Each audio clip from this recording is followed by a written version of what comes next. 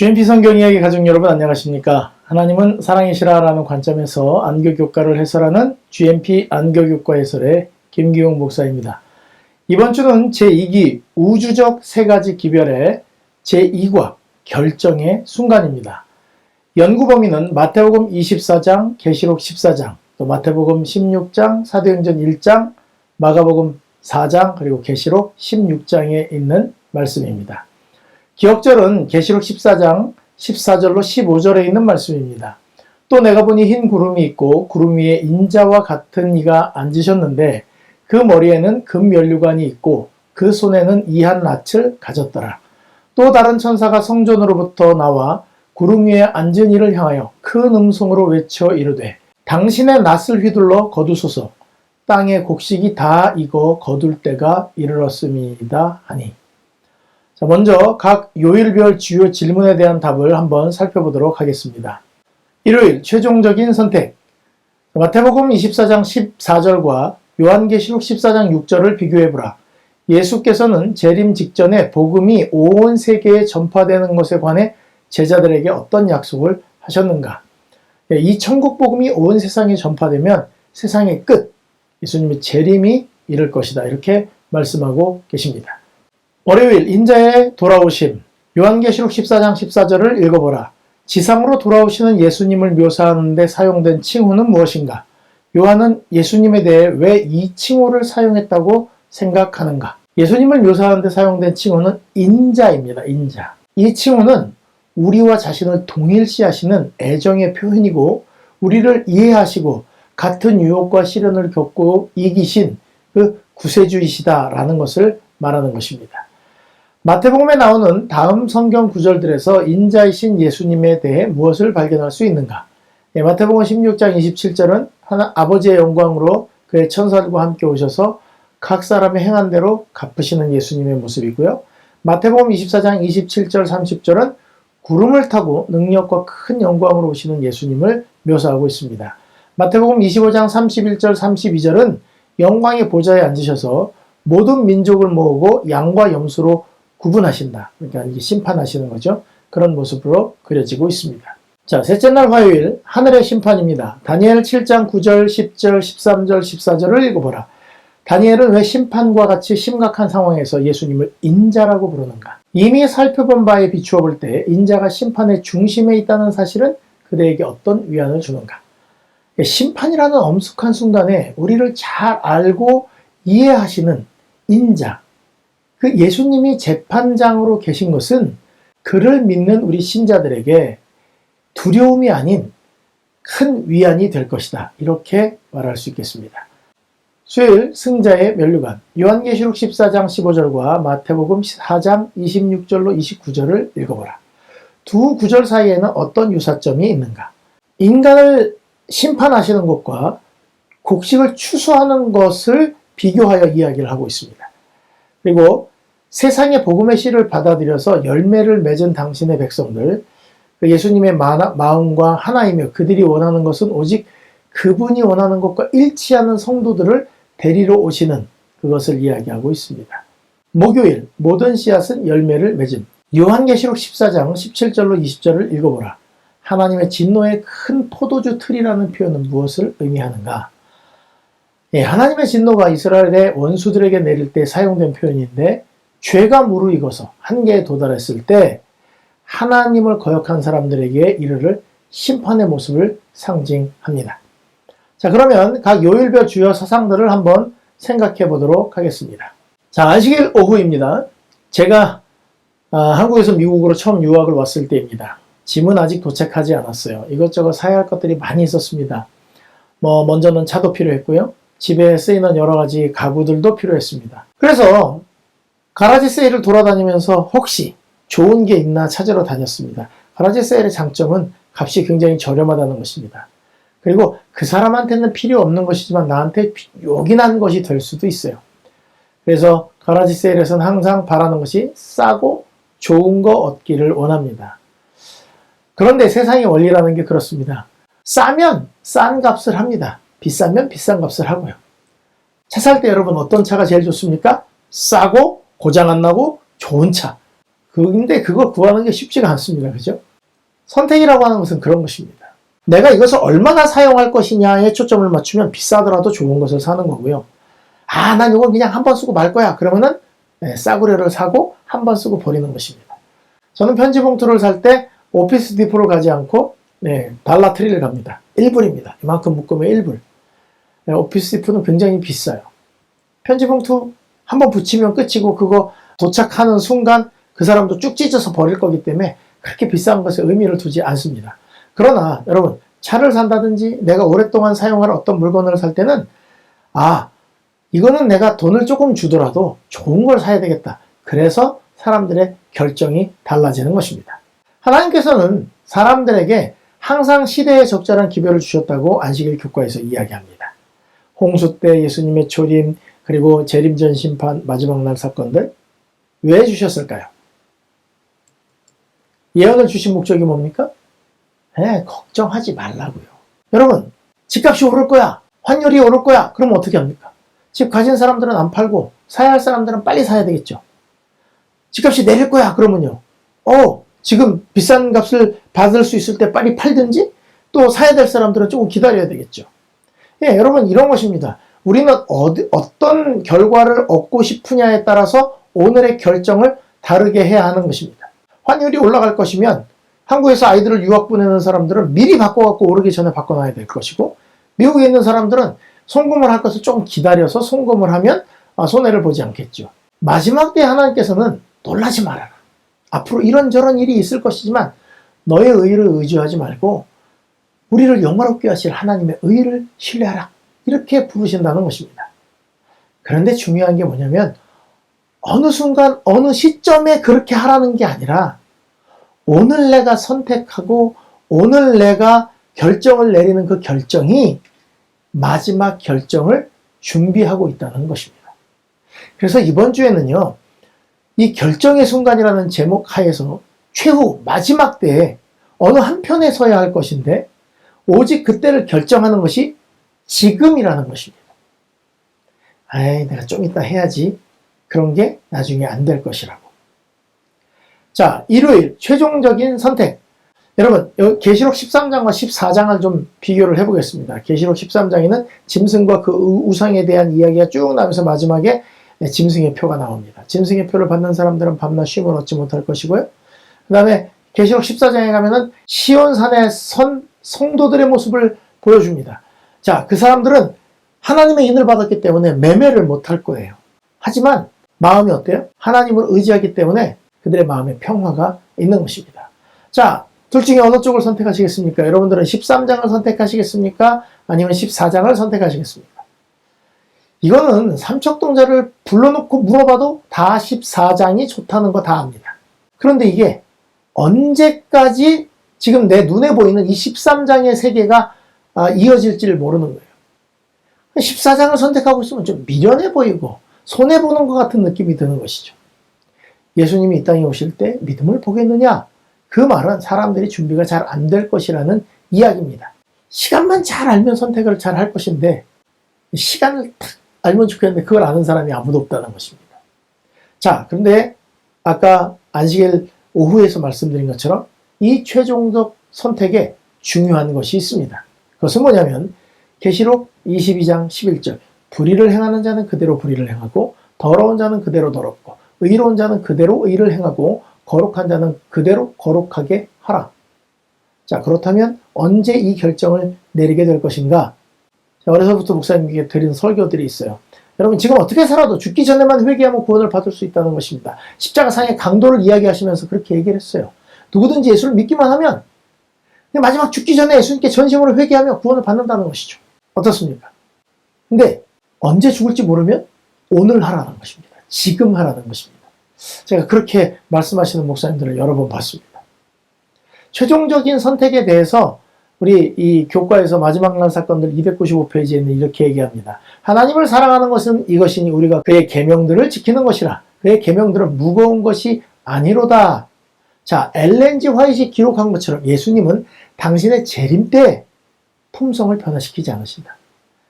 한순간에 변화되는 일은 없다고요. 변화의 사업은 지금 이루어져야 한다. 우리의 매일의 생애는 우리의 운명을 결정하고 있다. 변화의 사업은 언제 이루어져야 된다고요? 지금요. 오늘. 지금 해야 된다는 것입니다. 오늘 안식일을 지키고 말씀대로 살면 내일도 그렇게 살 가능성이 많아지고 그걸 준비하는 것이고, 그게 자꾸 반복되다 보면 그게 습관이 되고 품성이 되는 것입니다. 선택은 마지막에 하는 것이 아니라 오늘 성령의 음성을 듣고 지금 내가 결정하는 것이 마지막 때의 결정을 준비해가는 과정이라는 것입니다. 오늘 순종을 결심하고 따르시길 바랍니다. 월요일 인자의 돌아오심입니다. 계시록 14장에 그분의 백성과 세상을 향한 주님의 마지막 기별에 관한 핵심 구절, 예수님의 재림에 관한 이야기인데요. 자, 요한계시록 14장 14절, 또 내가 보니 흰 구름이 있고 구름 위에 인자와 같은 이가 앉으셨는데 그 머리에는 금면류관이 있고 그 손에는 이한 낯을 가졌더라. 예수님이 이 땅에 오시는 자꾸 인자의 모습을 이야기합니다. 왜 그럴까요? 예수님이 이 모습을 가장 좋아하신다는 거예요. 막 영광스러운 하늘 아버지의 모습으로 오실 수도 있겠는데 예수님이 제일 좋아하는 건 뭐라고요? 인자, 이 인간의 모습을 하고 있는 게 제일 좋아하신다는 거예요. 저도 좋아하는 옷이 있습니다. 좋은 추억이 있는 옷이 있어요. 그래서 제가 옷을 입을 때는 항상 어떻게 입었냐면 학교 다닐 때도 제가 좋아하는 바지, 제가 좋아하는 윗돌이 그걸 입고 이제 더러워져서 빨잖아요.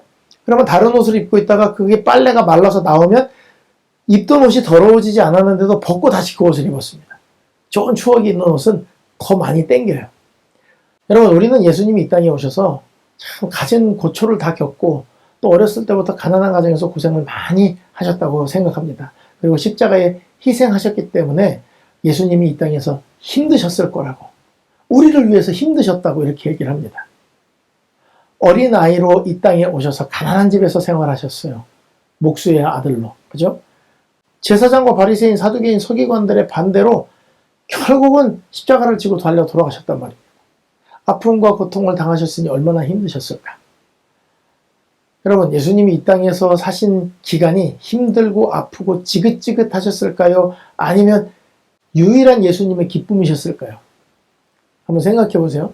우리는 자꾸 예수님이 고생하셨다고 생각하는데, 여러분, 부모가 자녀를 대신해서 수고하는 것에 대해서 지긋지긋해서 다시 생각하기 싫어, 이런 부모들이 있습니까?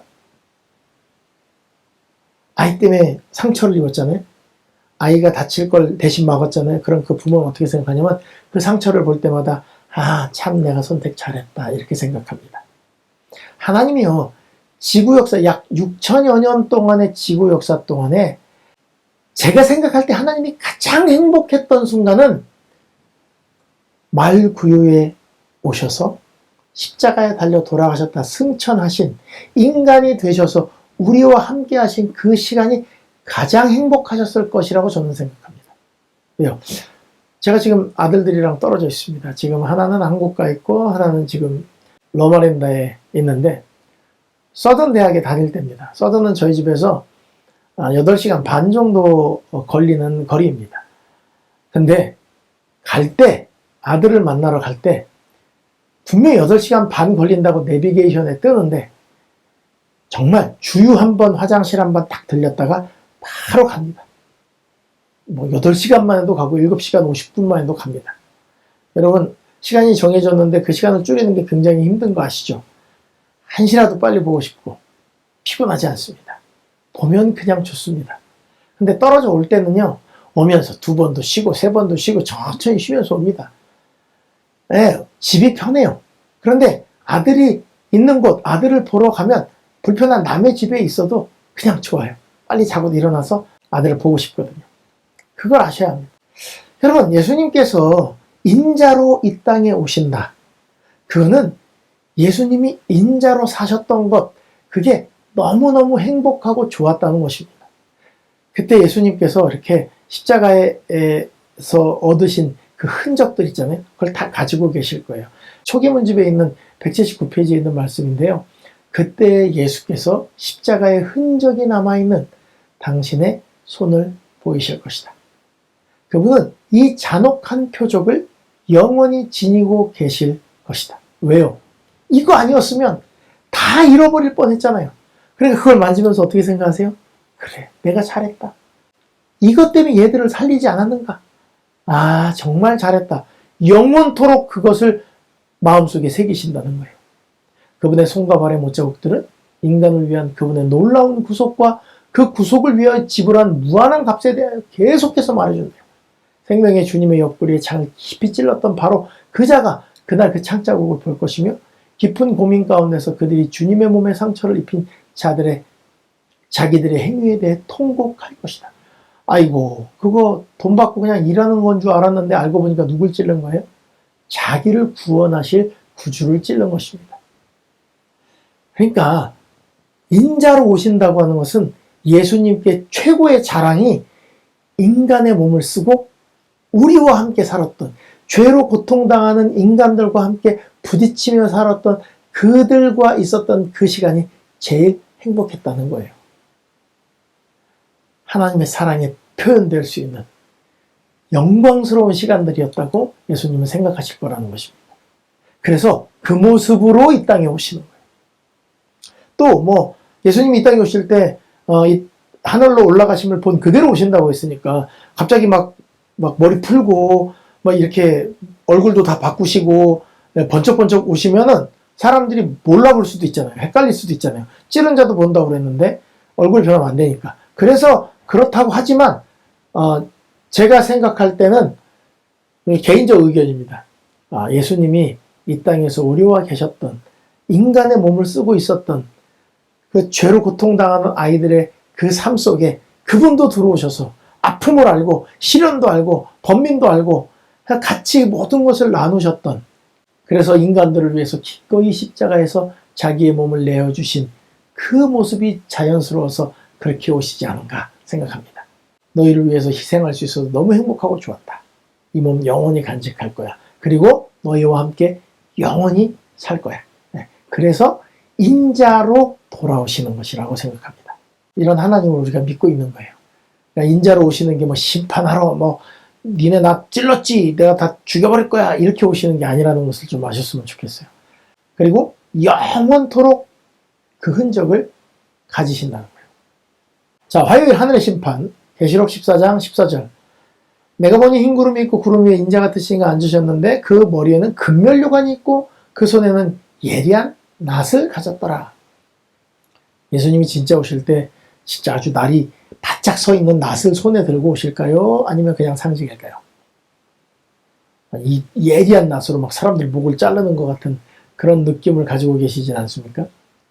예언을 해석함에 있어서 문자 그대로 다 해석하려고 그러지 말고 문맥을 보면서 이게 어떤 상황인지를 아는 게 되게 중요합니다.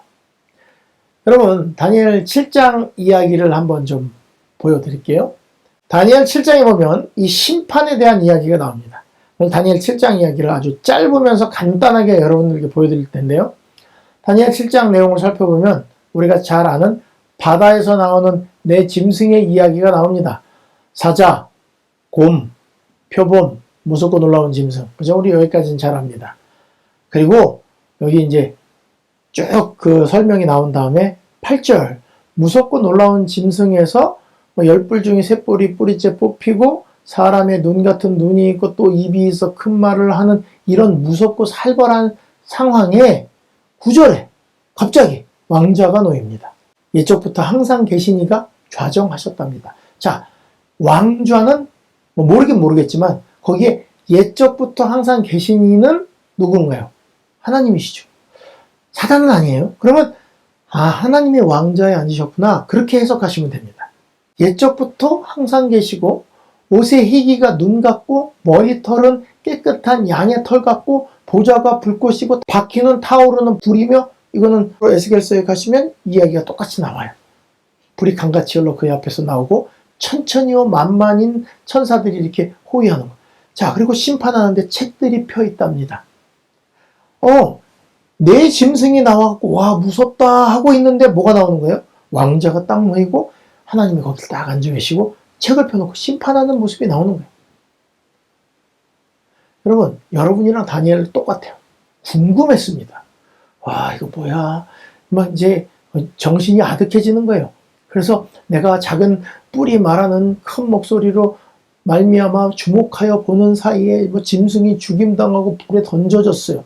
그러니까 남은 짐승들, 지금 말하는 작은 뿔이 나온 짐승은 그렇게 됐는데, 남은 짐승들은 권세는 뺏겼지만 생명은 보존되어 정한 시기가 이르게 되었다. 모르면 넘어가시면 돼요. 아, 목사님 그런 해석이 어디 있습니까? 근데 분위기를 보시라는 거예요. 작은 뿔이 뭔지는 모르겠는데 소리를 막 내고 다니엘이 이렇게 보고 있는 중에 네 번째 짐승이 죽고 시체는 불 속에 던져졌대요.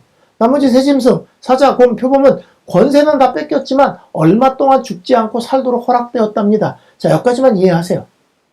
자, 그리고 13절로 갑니다. 내가 또 밤 환상 중에 보니 인자 같은 이가 하늘 구름을 타고 와서 옛적부터 항상 계신 이에게 나아가 그 앞으로 인도가 됐대요. 자, 인자 같으신 이, 그럼 우리가 지금 계속 인자 같으시는 예수님이라고 했는데, 구름을 타고 와서 옛적부터 항상 계신 이한테 나아가서 그 앞으로 인도가 됐대요. 시간 이런 거 중요하지 않아요. 일단 내용을 보시자고요. 그러니까 예수님이 하나님 앞에 가셨구나. 이렇게 보면 되겠죠. 그러니까 그에게, 그가 누구냐면 인자 같으신 이에게 권세와 영광과 나라를 주고 모든 백성과 나라들과 다른 언어를 말하는 모든 자들이 그를 섬기게 하셨다. 하나님이 이젠 모든 인류로 예수님을 섬기게 하셨대요. 그 권세는 소멸되지 아니하는 영원한 권세요. 그의 나라는 멸망하지 아니할 것이라. 자, 지금 사단은 뱀의 머리가 깨지는 일이 십자가에서 발생해갖고 사단의 나라가 멸망하게 됐고, 예수님은 그 모든 권세의 나라 영광을 다 받았대요. 그리고 모든 백성 예수님을 섬기게 하도록 하겠다고 하나님께서 그에게 모든 권세를 주셨답니다. 하나님의 나라는 망하지 않고 소멸되지 않고 영원하다고 다니엘이 봤어요. 그런데 이걸 다 본 다니엘이 궁금해요. 그래서 보좌를 섬기고 있는 한 사람한테 묻습니다. 그 모셔 섰는 자들 중에 하나에게 나가서 도대체 이게 무슨 일이냐? 물어봅니다.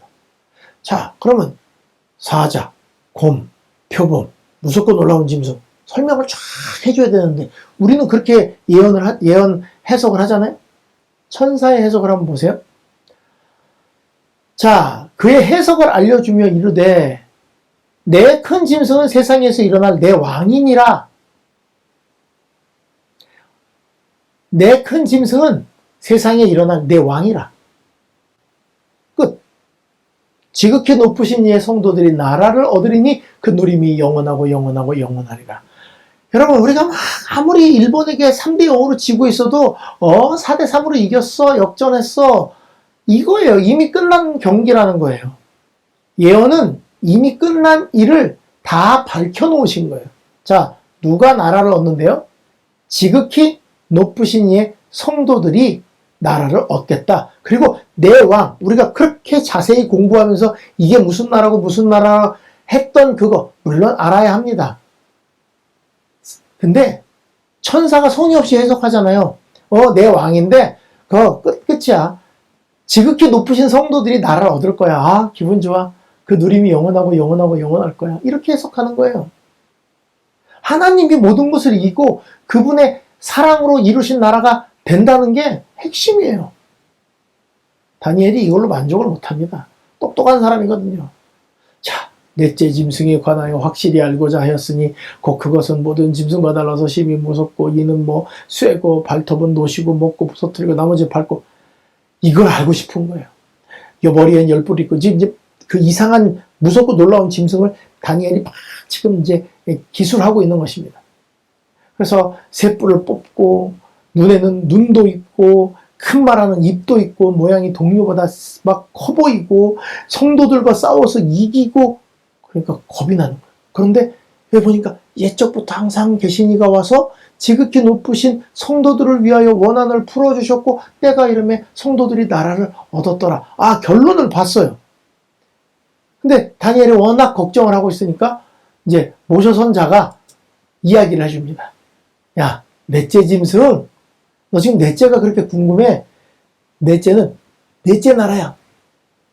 그래서 앞에 있던 세 나라와 달라서 온 천하를 삼키고 밟아서 부서뜨릴 거고, 10뿔이 나왔지? 열왕이야. 그 후에 다른 하나가 또 일어날 건데 먼저 있던 열과는 좀 다른 거야. 그리고 이제 설명을 해줘요.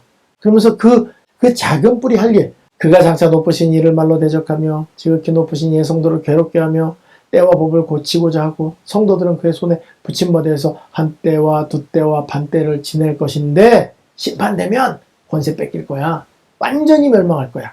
그리고 나라, 권세, 온천하 나라의 위세가 지극히 높으신 이의 거룩한 백성에게 붙임바 될 거야. 그의 나라는 영원한 나라야. 모든 권세 있는 자들이 다 그를 섬기면서 복종할 거야. 아니 여러분, 제가 천사가 설명하는 거를 그대로 얘기하잖아요. 근데 우리는 이걸 어떻게 해야 된다고요? 도표를 만들고 그림을 갖다 올려놓고 지금 누가 이긴다고 그래요? 결론, 거룩한 백성들이 그 나라를 다 얻게 된다는 거예요. 천사는 안중에도 없어요. 그것들 그러면 뭐하냐 이거예요. 결국 누가 이길 건데? 하나님이 이길 건데 난 누구 편에 붙겠다? 하나님 편에 붙겠다 이거예요. 예를 들어서 여러분, 비트코인 지금 뭐 옛날에는 뭐 엄청 높았다가 지금 내려갔죠. 근데 예를 들어서 또 이것도 오해하시면 안 됩니다. 비트코인이 막 10만 불까지 간다 이거예요. 그러면 중간에 이렇게 막 내려가고 올라가고 고생하고 어떤 사람들은 뭐 이것 때문에 망했다고 자살하고 마지막에 올라가는 거를 확실히 알기만 하면 지금 어떨 것 같아요? 지금 내려가도 난 걱정 안 해. 그러실 거 아니에요? 나라, 권세, 온천하나의 나라의 위세가 지극히 높으신 이의 거룩한 백성에게 붙임바 된다? 이게 천사가 말하는 거예요.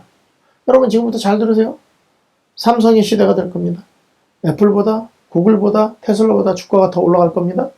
이게 불확실한 게 아니라 모든 AI의 예측, 권위 있는 주식 전문가들의 예측이 다 한 소리로 그렇다면 여러분 삼성 주식 사시겠어요? 안 사시겠어요? 애플 내려놓고 삼성 사겠죠. 왜? 지금 모든 AI, 모든 주식 전문가들이 그렇게 이야기를 한다면 앞으로 그렇게 될 거라는 거 아니겠어요? 그거는 그래도 불안해요. 그래도 혹시. 그런데 성경은 확실합니다. 작은 불의 정체를 아는 데까지는 조금 공부가 필요합니다. 그런데 뭘 다시 공부해야 됩니까? 끝났다니까요. 게르만족의 이동으로 열 나라가 생기고 그 중에 아리안주의를 하던 세 나라 반달동부터 헤루리를 그 교황이 멸망시켰다. 십계명 바꾸고 우상을 숭배하고 성도를 괴롭게 하는데 한때 두때 반때 1260일 42달 완전히 멸망한다잖아요. 하늘이 이긴다는데 왜 딴 걸 걱정하시냐고요. 이때 보이는 분이 예수님이에요. 인자 같으시니까 거기 계신다는 거예요. 이 모든 심판에 내가 지금 너무 연약하고 불쌍한 상태이지만 다 커버할 수 있는 예수님이 거기에 지금 계신 거예요. 그 심판은 빨리 만나야 될까요? 되도록이면 피하는 게 좋을까요? 여러분, 우리를 변호하시는 분이 예수님이라니까요. 그러면 빨리 만나고 싶어요? 피하고 싶어요? 아니, 심판이라는 단어가 싫은데, 전쟁이라는 단어가 싫은데 승리라니까요. 그 예수님을 만나는 게 마지막 날이에요. 그러니까 마지막 날은 무섭고 두려운 날보다는 우리의 그 모든 것을 내려놓고 그분만 의지할 수 있는 순간이 마지막 날이에요.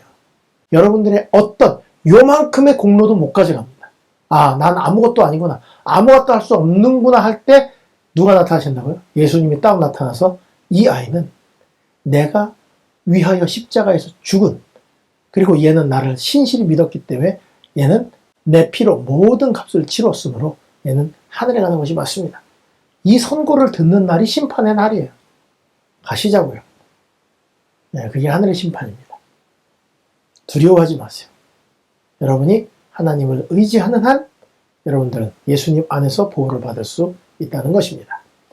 자, 이제 수요일과 목요일은 묶어서 가도록 하겠습니다. 왜냐하면 제목이 승리의 면류관이고 모든 씨앗은 열매 맺음이지만 면류관 이야기는 잠깐이고 추수하는 심판의 이야기가 둘 다 이어지기 때문에 그렇습니다. 자, 계시록 14장 14절 15절 또 내가 보니 흰 구름이 있고 구름 위에 인자 같은 이가 앉으셨는데 그 머리에는 금면류관이 있고 그 손에는 예리한 낫을 가졌더라. 또 다른 천사가 성전으로부터 나와 구름 위에 앉으신 이를 향하여 큰 음성으로 외쳐가로되 당신의 낫을 휘둘러 거두소서. 땅의 곡식이 다 익어 거둘 때가 이르렀나이다 하니 구름 위에 앉으신 이가 낫을 땅에 휘두르매 땅의 곡식이 거두어지니라. 뭐가 거두어졌다고요? 곡식이 거두어졌다. 자, 교과에서는 예수님이 승리의 면류관을 쓰시고 손에 낫을 들고 오셨다는 광경을 이야기합니다. 면류관을 썼다는 것, 그것은 승리를 했다는 이야기입니다. 예수님이 정말 그 면류관을 쓰고 오실까요? 요한이 그런 모습을 상징적으로 보고 기록한 것일까? 진짜 머리에 멸류관을 쓰고 오실까? 그건 이제 오실 때 보자고요. 이런 걸로 싸울 이유는 없습니다. 요한의 시대, 그리고 그 시대 사람들이 볼 때 멸류관은 승리한 사람들만 쓰는 것이었어요. 교과에 나오듯이 스테파노스, 이게 멸류관이랍니다. 예수님은 금으로 만들어진 걸 쓰셨대요. 어떤 경기에서 이긴 사람에게 주는 월계 잎사귀로 만든 멸류관을 예수님이 쓰셨다는 것이죠.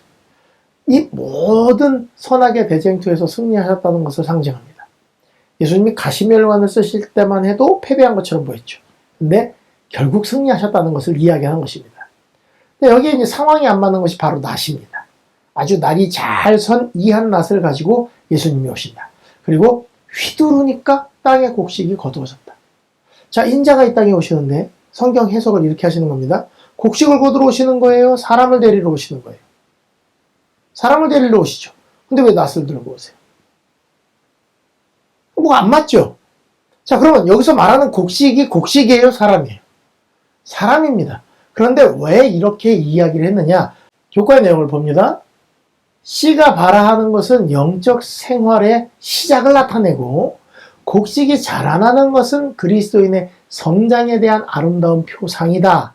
아, 씨를 딱 던졌는데 그게 이렇게 발아하는 것은 영적 생활이 시작하는 것이고, 그 다음에 시작만 하고 안 자라는 게 아니라 계속해서 조금씩 보이지 않게 자라는 것이 그리스도인 성장에 대한 아름다운 표상이래요. 그래서 천연계와 마찬가지로 영적 세계에서도 자라남이 없이는 생명이 있을 수 없다. 생명이 붙어 있으면 자란다는 거예요. 조금씩 자라도 자란다는 거예요. 식물은 자라지 않으면 죽는다. 식물이 자라는 소리도 없고 눈에 띄지도 않으나 끊임없이 계속하여 자라는 것처럼 그리스도인 생애의 발전도 그와 같다. 발전의 단계마다 우리의 생애가 완전하게 될 수 있다. 또한 우리에 대한 하나님의 목적이 성취되면 계속적인 발전이 있을 것이다. 성화는 일생을 통해 이루어져야 할 사업이다. 우리에게 기회가 많을수록 우리의 경험은 넓어지고 우리의 지식도 증가한다.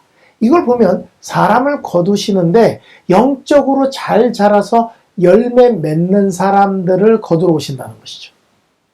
자, 곡식이 자라는 것과 사람이 영적으로 성장하는 것이 같은 원리이기 때문에 그렇다는 것입니다. 자, 계속적으로 땅에서부터 양분을 공급받고 매일 조금씩 성장하고 다 익으면 고개를 숙이는 것이죠. 그래서 이 의인의 추수에 대해서 실물교훈 69페이지는 이렇게 얘기합니다. 우리는 우리 주 예수 그리스도의 재림을 바랄 뿐만 아니라 그것을 촉진시키는 것이 모든 그리스도인의 특권이다. 그의 이름을 믿노라고 하는 자들이 그분께 영광을 돌릴 수 있는 열매를 맺는다고 하면, 열매를 맺는다. 우리 몸에서 무슨 열매가 맺히는 게 아닌데 그게 이제 품성으로 나타나는 것이죠. 온 세상에 얼마나 빨리 복음의 씨가 뿌려질 것인가. 제가 전도 세미나 같은 걸 좀 하지만 전도가 안 되는 건 나 때문에 그렇습니다. 내가 열매를 못 보여줘서 그래요. 최후의 큰 수확을 위해 곡식은 속히 익을 것이며 그리스도께서는 귀한 곡식을 거두기 위해 강림하실 것이다. 자, 예수님이 낫을 휘두른다는 것은 진짜가 아니에요. 상징입니다. 누가 봐도 상징입니다. 왜요? 야, 곡식 익었습니다. 낫을 거두십시오. 그랬더니 곡식을 거두었더라. 이거는 예수님이 와서 이 땅에 와서 곡식을 거둬갈 일은 없기 때문에 이것은 잘 익은 성도들, 품성의 열매를 맺은 성도들을 구별하셔서 하늘로 데려가신다는 거예요. 여기는 곡식입니다. 또 다른 모습이 나옵니다. 계시록 14장 17절부터 20절까지는 또 다른 천사가 하늘에 있는 성전에서 나오는데, 예수님은 예리한 낫을 갖고 와서 곡식만 걷어가셨고요. 여기는 뭐냐면 다른 천사가 예리한 낫을 가지고 나옵니다. 그랬더니 불을 다스리는 다른 천사가 제단으로부터 나와서 예리한 낫 가진 자를 향하여 큰 음성으로 불러 이르되 너 예리한 낫을 휘둘러서 땅에 포도 송이를 거두라. 포도는 뭘 상징할까 고민하지 마세요. 앞뒤를 보면 무슨 내용인지 알게 돼요. 그 포도가 익었느니라. 자, 포도가 나쁜 건지 좋은 건지 모르겠는데 거두라 그랬습니다. 그랬더니 천사가 낫을 땅에 휘둘러 땅에 포도를 거두어 하나님의 진노의 큰 포도주 틀에 던짐에 진노의 포도주 틀, 그러면 좋은 걸까요? 나쁜 걸까요? 나쁜 거죠. 그러니까 포도를 진노의 포도주 틀에 던졌어요. 이 상징들을 해석하시는데 이건 이거고 저건 뭐 이런 거다 막 그렇게 안 했으면 좋겠어요. 포도를 거둬라. 다 익었다. 포도가 뭘까? 근데 그 포도를 어디다 던져요? 하늘 곳간에 넣는다 이렇게 얘기 안 하고 하나님의 진노에 큰 포도주 틀에 넣어라. 안 좋은 거네요. 그러니까 아까 곡식이 열매를 맺었으니까 거둬라 이렇게 한 것처럼 포도가 다 익었다. 그리고 포도주 틀에 짠대요.